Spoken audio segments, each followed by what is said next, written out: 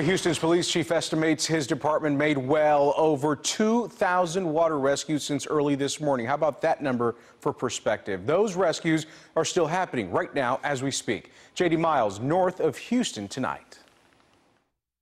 This is about as far as we can walk in this neighborhood in Spring. It's a suburb right outside of Houston. The water's above my knees here. It's actually a lot deeper back here where you see that boat with these people passing by. There are a lot of homes back there in the Memorial Hill subdivision, and a lot of these homeowners are deciding to ride this out tonight despite torrential rains falling down and pleas from authorities to get out.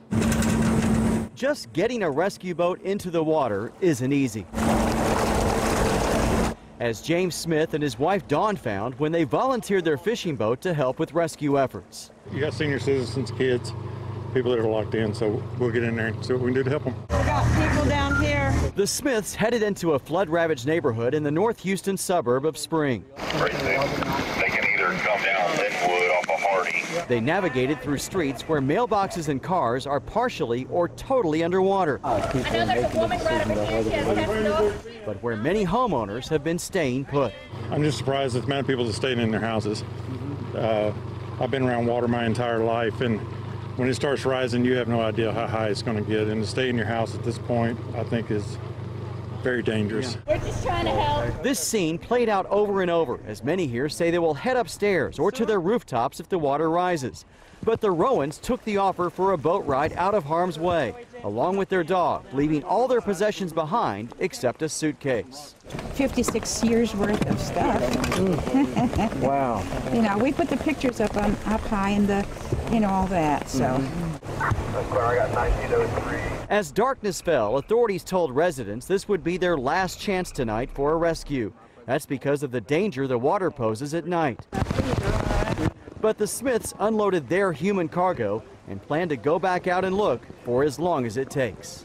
The Smiths plan to be out here all night using the lights from their boat, and that's fitting because they are a shining example of the volunteer spirit that so far is making sure no lives have been lost here.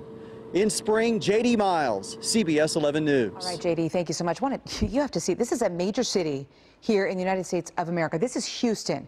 Take a look at this. It's one of the most dramatic images we've seen in our newsroom, showing those cars floating on that flooded street, boats full of people there. Our Jason Allen live in Houston right now, and you've talked to some of the victims there. Yeah, we did, Kaylee, and I gotta tell you, about an hour ago, it had been dry and it started raining again, and our truck, we were parked right here, and there was no water until about 3 minutes ago, and then all of this started. And that's the kind of stuff that drivers are running into here and all over this city. Instead of a fast lane, the route to Houston Sunday was more of a shipping lane. Harvey's rains have drowned the city and kept some of its residents from getting to the people who need their help the most. They can get out. They've been trying to get people to go out there, and nobody's going up there. I've been trying to call people also, and nobody's responding. Alejandra Sanchez came to us with a video from her brother's home on the north side of the city. She couldn't get to them to help, and she said neither could anyone else. They've been stuck over there since yesterday, and they have the bayou right next to them. And still no sign No of anybody sign. coming No. in to get them. This is my house. And that's who in the boat? That's my little brother, and it's only getting worse. Alex Torres told us his family was evacuated in Beaumont. He was stuck here and still looking for a place to buy food himself. With streets and freeways impassable, they turned into sidewalks. People were out walking on on-ramps and off-ramps. They were up high on overpasses, taking pictures, trying to see and capture all of the flooding that has shut down their city.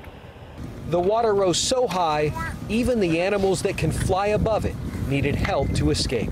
Alicia Plunkett used a net to pull bats from under a bridge, getting them out before they drowned. You can see that car that is sitting out there in the road. That is a road that is right off of a bayou here. Until about 5 minutes ago, I was set to tell you guys that there was some good news out here. We hadn't had rain for several hours and the flooding had started to diminish. All of that has clearly changed here just in the last few minutes. And with more heavy rain like this, you can see just how fast the flooding could pick up again at any time over the next couple of days. We are live in Houston tonight. Jason Allen, CBS 11 News.